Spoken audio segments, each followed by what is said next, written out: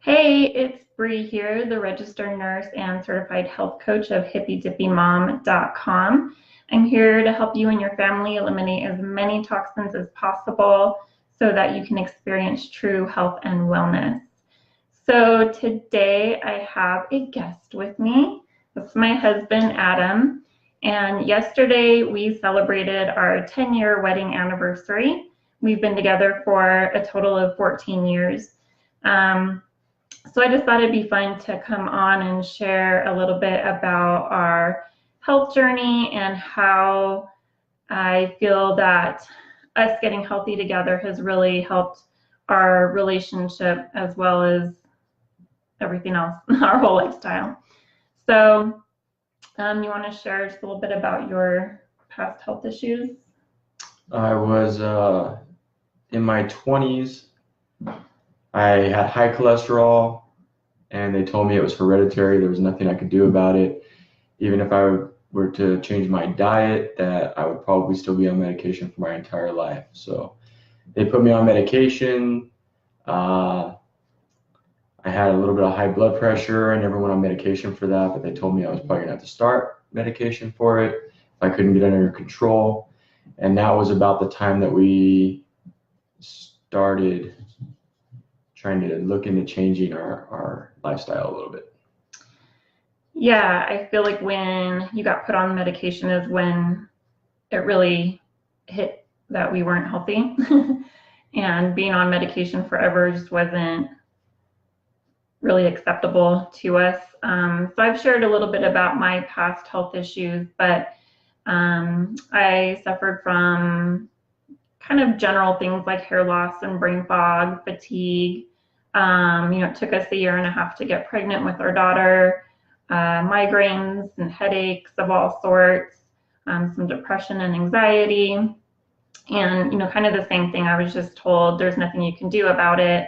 We can put you on medication or you can take this pill. And of course, there's no correlation between your lifestyle and these issues. So I think one of the first things that happened was that you actually started watching some documentaries like Forks Over Knives and Food Matters. And then he shared them with me and I watched them. And so we actually tried, because I think both those videos are about going vegan, like a plant-based Yeah, a diet. lot of it is basically talking about eliminating meat, but in general, it just starts guiding you in the direction that vegetables are what you need in your life. And I think an important note to piggyback off what Bree is saying is that all these things that she was, suffering from, the brain fog and the migraines and the fatigue and stuff, is something that almost everybody suffers from today. Mm-hmm. And it's something that it doesn't always hit us on a daily basis, but we all have those issues. Yeah, and some of that stuff's not even diagnosable. Like your doctor's not going to be able to test for things like brain fog. They don't diagnose that because there's nothing that they can do about it. So, going to your doctor and saying things, this is my experience, saying things like I forget what I'm saying mid-sentence and,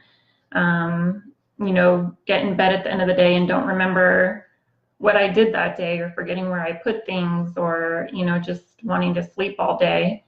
They don't really have answers. So anyways, after watching the documentaries, we did actually try going vegan for a month. And we did notice we did notice that we had a lot more energy and we did feel a lot better, but we really missed meat and cheese. So that's why we only lasted for a month on the vegan diet. What we found is you tend to want to intake a lot more carbohydrates when you're on a vegan diet, and you start justifying that because you're eliminating other things, and so you feel like it's okay to do that, when really the carbohydrates are also very counterproductive to your health. Yep. So then we started improving our food, and I remember I think this was really my first aha moment, was he had read something about going gluten-free, and being a registered nurse, I thought, and I told him, we don't need to go gluten-free because neither of us have celiac disease. And so anyway, he somehow convinced me just to try it. And so we went gluten-free for about 3 days. And after 3 days, I thought, oh my gosh, I need bread or pasta or something. So those weren't pleasant for me. Then on day 4, and also kind of a side note, things that I had also dealt with that I didn't really even realize before were bloating and gas, like all day, every day. That's something everybody will notice when they get on. Yeah. And so even when we went gluten-free for 3 days, I didn't even really notice that had gone away until I ate gluten on day 4. And I mean, within 20 minutes, I had that bloated, gassy feeling. And so that was a big aha moment for me. Like, maybe there is a connection between what we're eating and how we feel. So we basically just kept doing more research and kind of experimenting really with ourselves. And then another aha moment for me was I was about 5 months pregnant, and I was cleaning the bathroom with a conventional store-bought bathroom cleaning product. And I would always spray the bathtub and then turn the fan on, but close the door just to let the cleaner sit in for a little bit. And I walked back into the bathroom, and it was just like this wall of chemicals. And I got really lightheaded, and I thought, well, that's not good for me. And if it's not good for me, it's definitely not good for the baby I'm carrying. So I finished cleaning and then went to my computer and started doing research about cleaning products, and was really disappointed to find that they're just chock full of really, really harmful chemicals. So I went through our whole house and I collected every single cleaning product we had. I put them in a cardboard box and I drove them to the dump myself. And then just, I think all that really snowballed into everything we do now. You know, we just continued with the research, and we continued with eliminating chemicals and toxins from everything, from food, from skincare products, from cleaning products, and on and on. I mean, we both still read about things and watch documentaries and make adjustments here and there. So what we noticed after, I mean, we started noticing improvements within a pretty short amount of time. You know, brain fog clearing up and not hitting that 3 o'clock slump, or, you know, not feeling like I just couldn't go on to the end of the day without taking a nap. Is that we notice these things, but this is a very long journey. This is over the course of years, right? So you're discovering what works for you. You're discovering, when it comes to cleaning products and chemicals and things like that, there is no what works for you, because almost all of them have harmful things, and you got to really be diligent about what you're buying and what you're putting in your house and what you're allowing to be breathed in and taken in through your skin. But all these things take years, and if you're watching these videos now, then you're already on that path, and that's a great start. And don't get discouraged if a month in or 2 months in or 3 months in, you start feeling like you're not doing things correctly. Just know that it's like a roller coaster sometimes, and there's going to be down times and there's going to be up times, and you just got to keep going with that. And then over time, you'll really start noticing certain things within your life changing. Yeah, definitely. Baby steps is the way to go, and any and every chemical you eliminate is a step in the right direction. And I think it's also important to share with people that we're not 100% of the time. You know, we still go out for pizza every once in a while, and we still, you know, eat ice cream or whatever every once in a while. It's not 100% of the time, because striving for 100% is also unhealthy. I think I tried that for a little bit and almost drove him crazy, because it really almost became like a obsession. Especially when you have a child, and your child is out there in the world dealing with other kids that have really poor eating habits. And if you're the complete opposite extreme of that, and your child's over here getting nothing, and these children over here are getting everything that they want, I mean, you don't even want to be in the middle, but at least have a little bit of leeway where we can have ice cream every once in a while, or pizza, or like when you're at a birthday party, you don't want to be that parent that just won't allow your kid to have anything, and then later on what's going to happen is your kid's going to rebel against that and then go off the deep end the other direction, and that's what we don't want with ours. So she understands like when she has sugar or that she has to limit it. Like she very, like yesterday, I've already had 8 grams of sugar today, Mom and Dad. Like I shouldn't go and have a marshmallow when we shouldn't roast marshmallows tonight. And that was like a high five moment, you know, like we give her a high five. Yeah. Because she's 6. She's 6 and she gets it, you know. So that's better than a lot of adults these days. Definitely.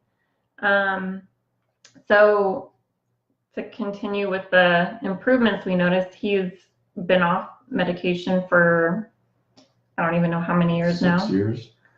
So off medication, we and by the way, your doctor will not understand probably. Yeah. Okay, I went to the doctor and the doctor was like, "What did you do? Like, how did you?" Because even on my medication, my bad cholesterol was down, but my good cholesterol would never go up. So they kept having to try to tweak it and put me on different things. And then once I changed my diet and started becoming healthier, and I took myself off medication. Okay, you probably should consult your doctor and try to get them to understand. And doctors are always trying to learn and grow. I did let this doctor know though, because I'm a nurse, and I was like, "Don't do that." She may have, because she worked at the company at the time, but I just did it. And then afterwards, I went in and told the doctor, and she was like, "Well, whatever you're doing, keep doing it because it's working." But they don't get it. They don't always understand that nutrition is what can change things. Yeah. And I was told, and this is by 2 different doctors, I was told that my diet would not change my cholesterol levels enough because it was hereditary, and there's nothing I could do about it. You know, so it's not true. You totally can do something about it. Yeah, just as a side note to that, too, working with medical students and teaching hospitals and doctors for, the 9 years I was working in the medical industry, they don't get education on nutrition. It's not required, and they maybe get 4 hours worth in the whole time that they're in medical school. And it's, Western diet, which, as we know, is pretty much the problem with have you ever been to the hospital with the food they have? They give you some of the grossest malnutrition. It's bad, and our hospitals are actually contributing to a lot of the issues we have rather than helping them. Yeah. So, I've noticed my migraines have become so infrequent. I can, count how many I have basically in like a whole year, whereas before, who knows? And I never knew the triggers. Now I know what triggers me. It's usually sugar. We both recognize that we used to both have brain fog. Another thing too, I think is important, one reason why I really wanted to share this is because I feel like when our body isn't functioning properly, when we're not giving it the nutrients it needs to even function properly at a cellular level, and our hormones are all out of whack, and we have this brain fog, we're just not even as capable as we can be of being a great partner or a great parent. Because when I have brain fog, I'm irritable. I just want everybody to leave me alone. I want quiet. I want to go to sleep. So to have really any interaction is pretty difficult. When people have sugar, which most of us are consuming way too much sugar, you're on this roller coaster. So you feel great right after you have it, and then you crash, and again, you're irritable. You have mood swings. So just even with that basic, stuff, I wasn't able to be a great wife because I was just irritable. My body was not functioning properly. So I feel like getting healthy and just giving my body the nourishment it needs helped my body function properly, helped balance my hormones, helped even out my mood swings. I'm not as irritable as I was. And so, that is really too one thing that really improved our marriage. Where as an individual, we're happy and we're healthy. So then that just makes us stronger too, as a couple. Our energy is up. There was a time where you were a little overweight too. We're both, honestly, I think we're both happier, healthier, look better, feel better than we did in our 20s. And he just turned 40. I'm going to turn 39 in a couple weeks. So that's really impressive, I guess. It's kind of sad to say that feeling good at 40 is impressive, because that just should be how it is. It's important, I think, to note that if you're an individual with a family that's watching these videos or starting to change things within your life, that's an awesome thing. I would highly encourage you to get your family involved. It's a very tough journey if you're doing it by yourself. You really want to make sure that there's going to be resistance, right? Like with her, there was resistance in the beginning with the nutritional things and fitness, working out, things like that. This is how we're a good team. I'm better at certain things and she's better at certain things. So you don't find those things out until you start working as a team with your partner or with your kids and letting them know, educating them. And then they're going to be better. Even your kids are going to be better at things than you in certain areas, like my daughter will catch me with some sugar and she'll be like, Daddy, you shouldn't be having that sugar. And I'll be like, yeah, you're right. And then she'll come tell me. And then I'll get in trouble. But I'm better at the fitness thing. So I keep her motivated in that aspect. But when it comes to cleaning products and our nutrition, she's better. So you become a better team when you share that with your family. It's not, you can't force it on them. You just kind of keep giving the information out, right? And you make subtle little changes, and it's going to take a long time. And as you make these little changes, then your partner and other people that you talk to about it will start looking into it on their own, and then they'll start believing the things you're saying.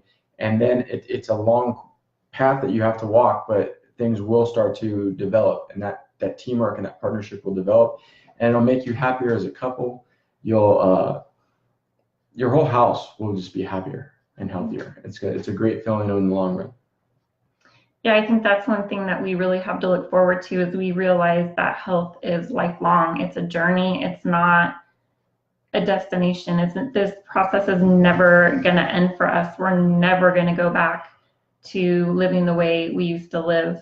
But then, that means that when we're old, he won't have to change my diapers, and we'll remember who we are, who each other are, who our daughter is, because we are healthy. So I think that is what keeps me motivated, as long as our daughter. The statistics, for everybody's health, but especially for childhood health, they're really sad. They're really sad. And I don't want her to fall into any of those horrible statistics. I want her to have excellent health. Knowing that 95% of disease is preventable, I want to do everything I can to prevent everything I can for her. So those are my huge motivators. Would you? Yeah, same thing. I think one of the things I like to think about is, in the long run, we're all going to get older. Okay, we're all going to have trouble getting around eventually, and not feel good at certain times. But there's two different routes you could take. You could take that path of Western medicine now, where they just give you a bunch of different medications for everything, and everything you put in your body has a side effect. Okay, I'm not just talking medications. Like sugar has a side effect, right? It tastes great, gives you a little bit of energy, but the side effects are it can alter your moods, and then you have a big crash afterwards, and then you crave it again. Your body starts storing it as fat if you have too much of it. There's a lot of side effects to everything we put in our body, and now you're adding synthetic things that are made in laboratories, and you're putting those in your body, and then they have some sort of side effect, and then you're going to have to get on another different medication, because over time those side effects are causing autoimmune diseases within your body. You're going to have to get on another medication for that. On average, studies show that on average, everybody gets an autoimmune disease developed approximately every 10 years. And these are not always serious things that you even notice right away. It's little things within your body that are happening that arthritis and thyroid issues and things like that start happening within your body. And it's always because we're intaking these things, and they're doing things to our body that we don't even see on a daily basis. And that's what makes this journey even more difficult, is you can't see the things that are happening to you. You don't always feel the things that are happening to you. And for me, what keeps me motivated is knowing that when I'm older, I won't have taken the path where I'm now old, but I'm on 15 different medications that are all trying to help me with the things that I could have prevented along the way. So yeah, we'll both maybe get to that old age, but my path, I feel like, is going to be a healthier, cleaner path where I'm not going to have to be on a bunch of different medications, and hopefully I won't feel a lot of these things we've already talked about today that are even more exasperated as I'm older, you know. And who knows what it's going to be like in 50 years. You know, we don't even know what kind of other things are going to be invented by then, and other things are going to be, doctors are going to be trying to put into our bodies, and how that is going to then trickle down to our children and our grandchildren. If we are setting a good example now, we don't have to worry about that trickle down effect. We're trickling down a good example and a healthy example, and then hopefully they can take the same path we take, or even a better one, you know. And I do want to share that, you know, we've kind of poo-pooed Western medicine today, but we do respect healthcare professionals. Their heart is definitely in the right place. They're just not getting the education that's necessary to prevent illness, but there definitely is a time and a place for healthcare professionals. I think that it's important to remember that you know yourself the best, you know your children the best, and so you need to be your own best advocate. So, you know, go out there and start doing your research, question everything, and really just start making tiny improvements to your health, and don't stop. Just keep going with those baby steps. You know, I'm here for you if you have questions or concerns or have no idea what to do next. So you can message me or email me at brie@hippydippymom.com. You know, certainly follow along with my social media and blog and all that stuff. I can post or link to that below. That's all I have. Do you? No, just another thing to piggyback on what Reese says is Western medicine, when you go to the doctor, you go to the doctor because you already have something wrong with you. Doctors are used to treating you when you come in with an issue, right? They're not there for preventative things.